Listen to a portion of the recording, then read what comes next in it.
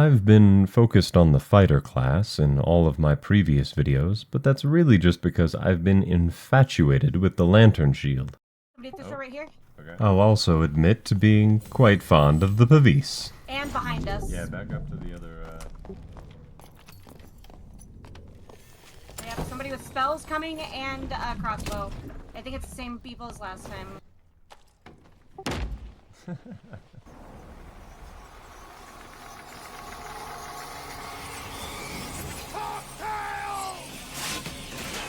The Bard also has access to the Lantern Shield, and I've always planned to center my channel around Bard content, so here it goes. The Bard is a class that has a lot of different abilities, mostly represented through songs, which require memory capacity, much the same way that spells on spellcasters do. Before we get into the songs, though, I wanted to go over some basic player skills that are going to help you play the class. Firstly, in the original versions of Dungeons & Dragons, Bard was part of a group of classes that were referred to as leaders. And the reason for that is kinda obvious even here in Dark and Darker. Apparently being tall is important. Sorry, Short Kings. Simply put, the songs you play will determine what the best course of action is for you and your teammates. You certainly need to know how to respond to what your teammates are doing and be reactive whenever you play any class. But when you're playing Bard, it can help the team out a lot if you are the one politely instructing your allies on their best course of action. Perfect example of this is when you tell people to stand perfectly still for the Song of Shadow. People don't like standing perfectly still. I've found that teammates, even those who understand and play Bard themselves, will rarely request the Song of Shadow from their Bard, simply because of the nature of the effect. What the song does is it turns you and all your nearby allies completely invisible for the next 35 seconds or so, provided they take no actions and hold still. Here, I have the Song of Invis. Hold still.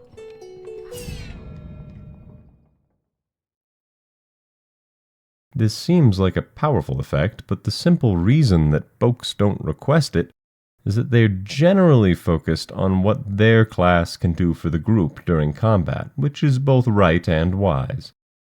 If you let your allies know what you're capable of before the combat really starts, it can often help to alleviate this problem, no matter what songs you're running. In this next clip I'm about to show you, my randomly assigned teammates and I clear the Cyclops with very little hassle, then we go down to loot the treasure beneath.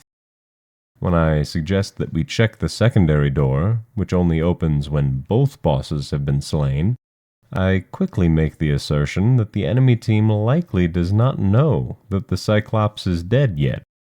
Turns out I was either right or blessed with luck that day, because I managed to convince my allies to entrench near the treasure pile, and it pays off, especially when I use the Song of Shadow to gain the initiative in the fighting. Tranquility plus Campfire is such powerful healing. I wish it were more powerful than Sanctuary. I don't really understand the game sometimes.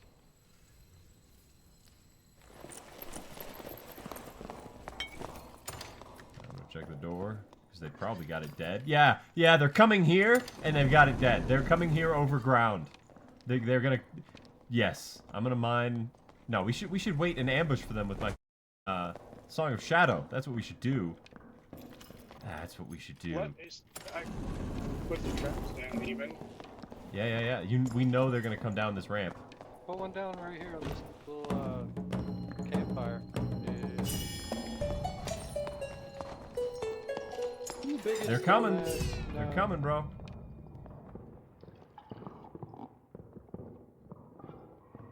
Hey, come here, dude. Place the trap, same place. That's a wormhole.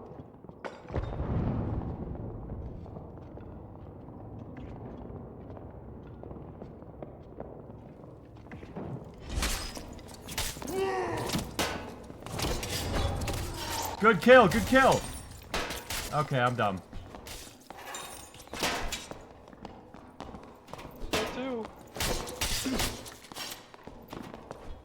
Yeah, help me with the last one. Yeah. I needed some heals, my bad.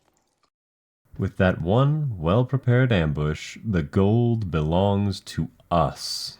If you can learn how to be assertive without being rude or impolite, you'll be able to organize yourselves better than your foes, and you will win your PvP engagements much more often.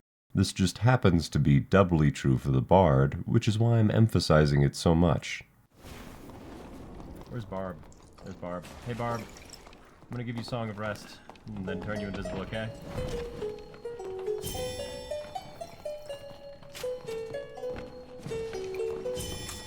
Good shit.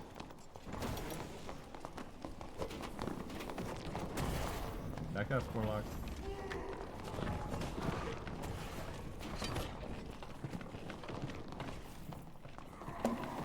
Good shit, Barb.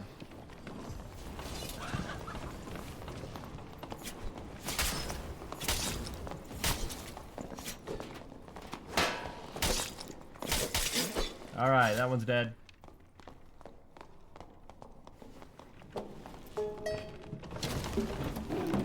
You may notice that I'm just applying some mild buffs to my teammates in the middle of combat here, but it's worth noting that these songs still trigger Warsong, which is an incredible perk.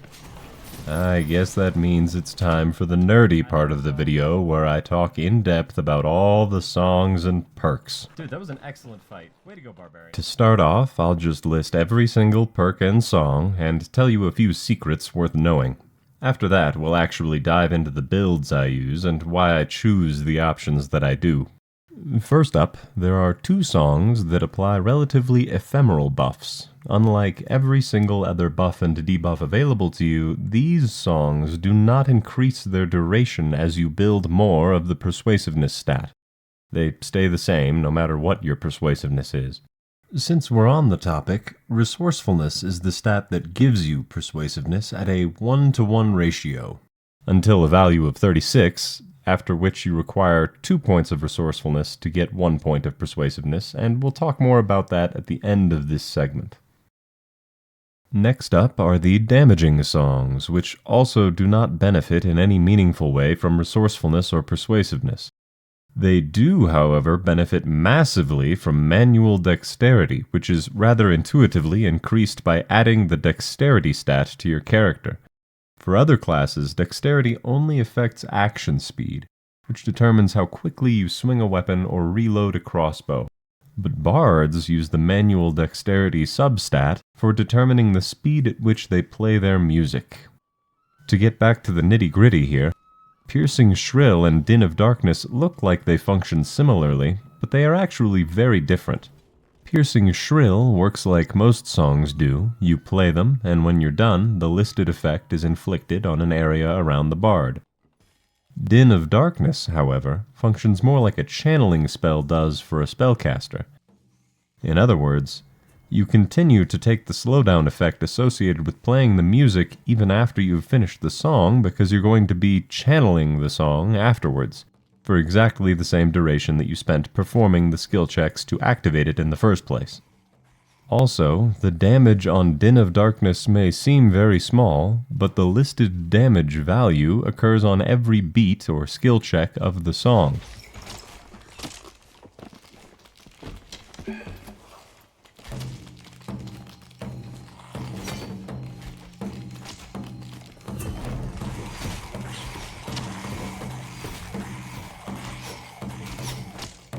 Even though Din of Darkness deals magic damage, which hypothetically makes it more attractive, and even though 7 times 5 would be 35 damage, which is more than the 25 you get from Piercing Shrill, I still generally prefer to run Piercing Shrill because of the freedom of movement it allows me. I'm less invested in each playing of the song. Moving on, I'll briefly cover the notorious Alacrity and Courage buffs. These buffs only apply to the bard himself, which is why they only cost 1 memory apiece. They're somewhat important to keep, and they last twice as long as your group-oriented buffs, and because they benefit from resourcefulness, the actual duration of these songs is generally above 300 seconds or 5 minutes. The only other thing I'll say here is that the least valuable of these buffs is most likely the Ballad of Courage, and if you find yourself wanting to get rid of one to make space for something more expensive and interesting, go ahead and drop that one. I mentioned the group buffs just now, so I may as well talk about them next. Rousing Rhythms is by far the more important one, but don't underestimate the value of Harmonic Shield. There are very few effects like it, most notably the Cleric's Holy Aura, and when you stack such effects with things like the Fighter's Barricade perk, you can really put a sizable dent in the damage your group is taking. These are the buffs that make it worthwhile to stack Persuasiveness, but if you have to drop one, definitely drop the Harmonic Shield. Rousing Rhythms is just too much advantage for only a few points of memory capacity. Before I forget, I should mention the Peacemaking Song. This song says that it prevents attacks, but all spellcasting and bard songs are entirely unaffected by this song, meaning you can play it and shield your allies from melee attacks while they cast spells of all kinds. Just beware. The more dexterity you have, the shorter the duration of the song's effect, which seems very backwards to me. Next on the list are the two buffs that amplify the effects of resting. Tranquility helps people to heal, and Chorale of Clarity restores spell slots to spellcasters more quickly. But these songs only work if people sit down. Combine this with the extremely low price of campfires, and you'll realize that these songs often work better as campfire resting aids. Although I will note briefly that you can use the Song of Shadow to make resting party members completely invisible, which is an absolutely incredible synergy. Another quick note about the Song of Shadow, since we're talking about it, is that you can turn invisible a spellcaster whom has already charged up or started charging up a spellcast, and they can release that spell at will without becoming visible. This can be devastating if you coordinate with your teammates properly. Alright, back up with me. I'm going to turn us all invisible. They're together. Come to me. What the fuck? Invisible heal? Yeah, if you hold on to a spell and then I turn you invisible, you can release it without becoming visible. Now you know. Moving on, we've yet to talk about the 3 debuffing songs that you can apply to enemies. And unlike the Song of Shadow, the duration of these does indeed increase with your persuasiveness. And boy, have I got some hot takes about these ones. First off, I kinda consider Lament of Languor to be somewhat garbage. On paper, slowing your opponents down by that much ought to be incredible, but I've found that it's just not very worth your time in combat. My real hot take here, though, is going to be that I don't think Shriek of Weakness is very impressive, at least for PvP combat. Certainly, with the way that mobs are currently coded, it is incredible for fighting all mobs, especially bosses. In case you weren't aware, all monsters, including bosses, have 0 armor rating. Now, because the way the curve for armor works as it relates to actual physical damage reduction, this means that using Shriek of Weakness will put their armor score in the negative by 30 points. The ratio of armor to PDR is really steep at negative values, and this basically means that a monster takes 70% more damage when afflicted by this debuff, at least from physical sources. It's a bit silly, and I'm almost certain this isn't intended by the developers, so expect this to change as soon as the next wipe. Back to my point about PvP combat, though. Something I haven't talked about yet is the fact that I never really run the Charismatic Performance perk, and this may come as a shock to you if you haven't noticed it yet. Almost every major streamer and YouTuber that plays Bard runs this perk, and the reason for it is that it allows them to get the full value out of any song whilst intentionally skipping notes by failing a skill check, which causes you to immediately progress to the next skill check on the chain. I think I was getting hit offline or something. All good, buddy, come on. Shriek of Weakness is already a very short song, and fail skipping the first skill check like this allows you to effectively ignore half of the duration of the song, which makes it much shorter. I think that many people see this and end up overvaluing the combinant effect of the Charismatic Performance perk and the relatively mild debuff that is applied when you do this little trick. Personally, I put a far greater value on the Banshee's Howl debuff. A penalty of 3 to every stat is especially shocking to spellcasters who will potentially lose the memory they need to engage one of their spells and also cause them to cast roughly 9% slower. And that's just considering the penalty to their knowledge stat. It will also affect their spell damage, their foot speed, decrease their health pool by 7 or 8 points by affecting strength and vigor. It also slows down their action speed and causes them to open doors roughly 15% slower. Furthermore, Banshee's Howl has the greatest duration of any of the debuffs, and decreasing their willpower will cause debuffs to last longer upon them. So using the song a second time will actually cause the second playing of the debuff to affect them for an additional second or two, compared to the first. When you combine this with the effect of persuasiveness on the duration, it's actually quite meaningful to hit them with it a second time. It's also true that many casters have a threadbare strength value, and very much the same is true for barbarians regarding their dexterity score.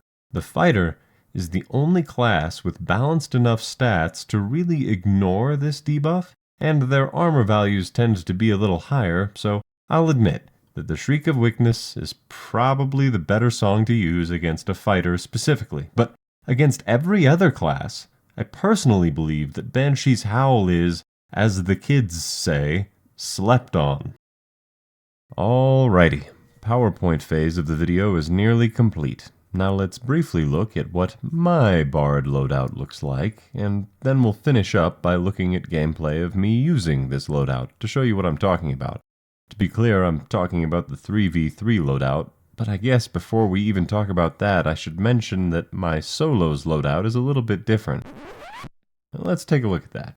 You'll notice that, despite everything I said, I actually keep Shriek of Weakness on in solos. That's because it's incredibly useful for killing sub-bosses, and it actually works very well in combination with a song I skipped over earlier, Chaotic Discord. Although the app Discord is indeed chaotic, it's got nothing to do with that.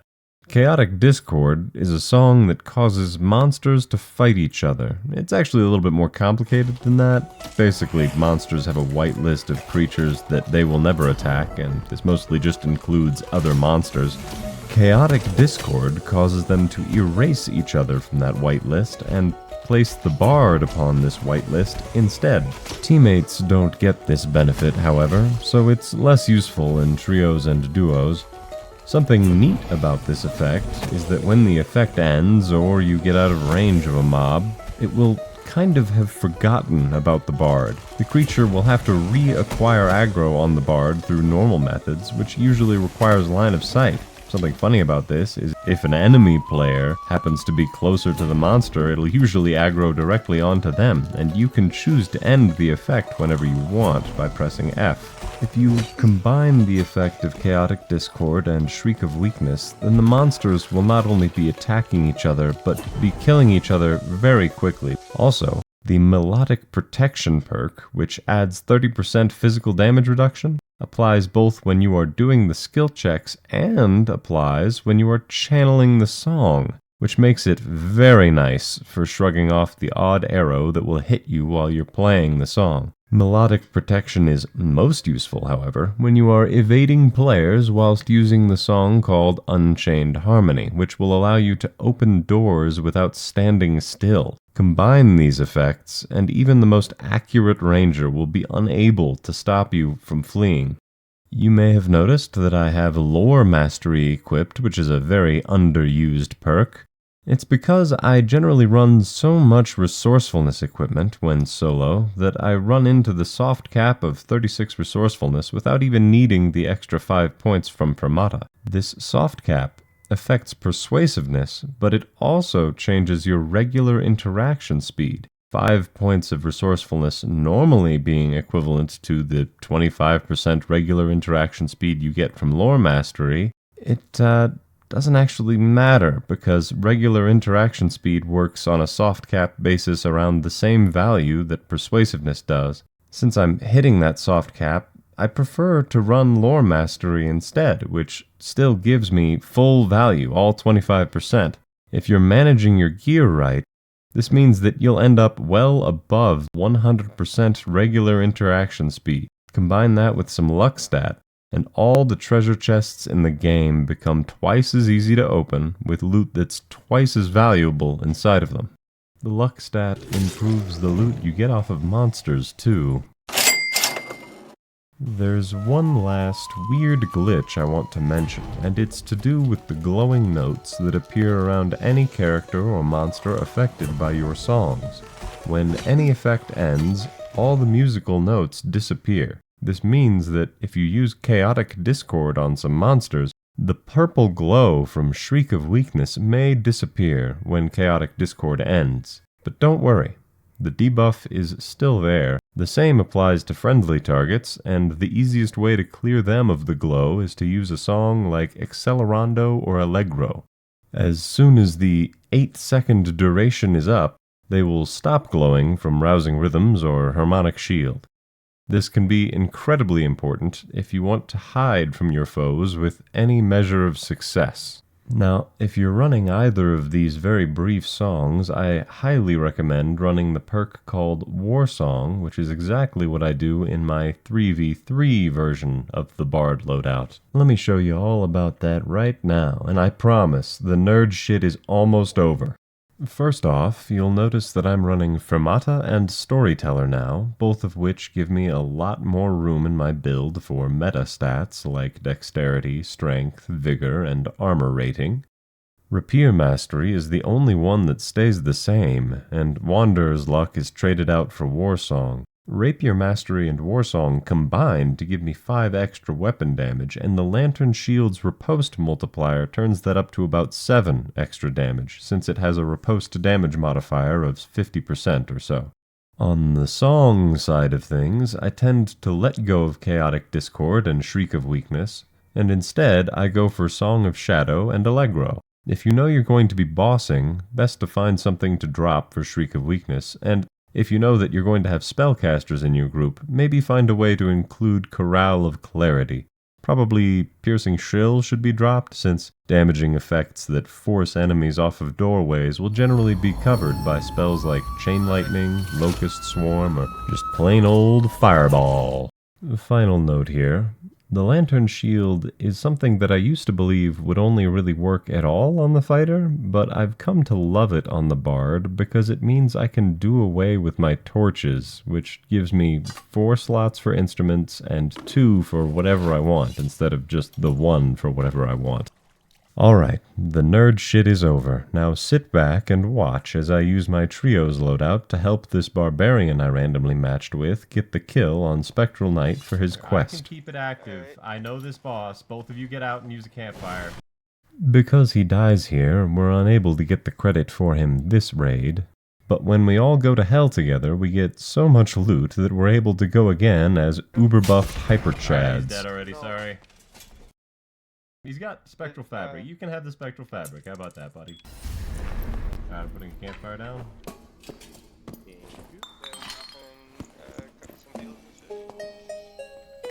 We'll use it in. There we go. Alright, I'm dropping the Spectral Fabric.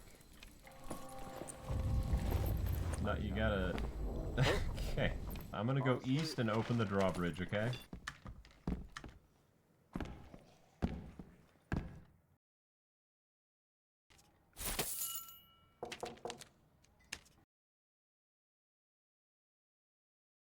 Same spawn. Alright, let's go north of the Ruby Silver. Ruby Silver, Ruby Silver. Hey, more Ruby Silver. Oh my god, 2 nodes. Here, you guys can have these nodes, and I'll just take the stuff at the center. Follow the Bard, follow the Bard. Stay together.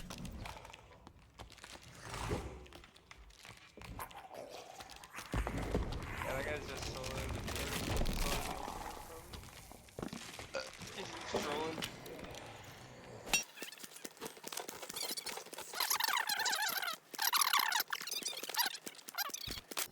We run out of time during this raid to kill the boss, but we end up going to hell, gearing up, and then running it back one more time.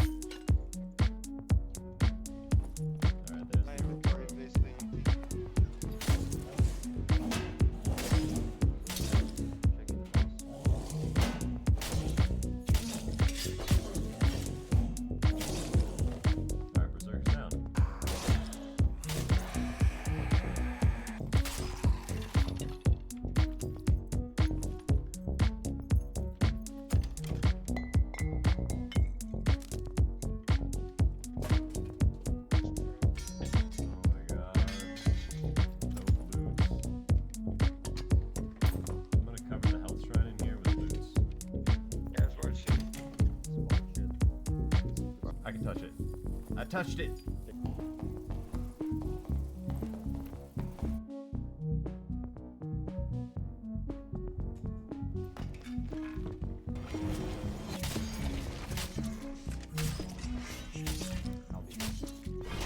If you've seen my video on the Spectral Knight, you know just how pleasant it is to have guardians while you're bossing.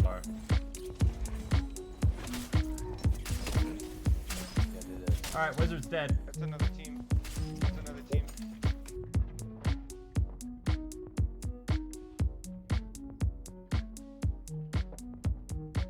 I can sank, give us all health, and push.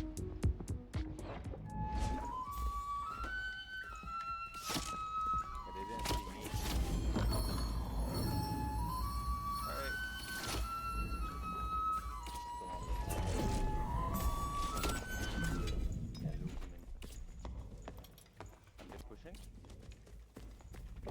I'm turning you invisible again? Yeah, I'm lagging so fucking bad.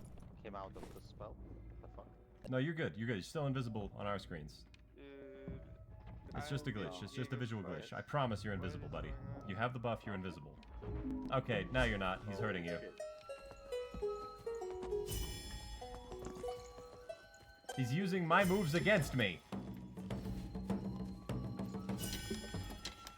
still don't know I'm here. I got fucking like hit off or something.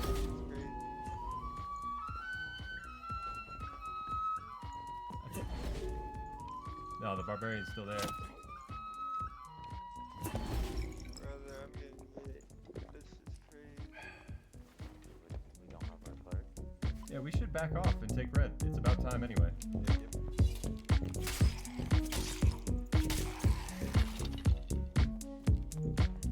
Like as soon as they wanted to fight, I just couldn't even like play because this shit lagging so hard. Yeah, I've experienced that pain. Fair enough. I saw Skinny get hit off during the tournament the other day. I want to exchange trinkets with the barbarian. I'm going to leave it right here so that I can wear the one you gave me.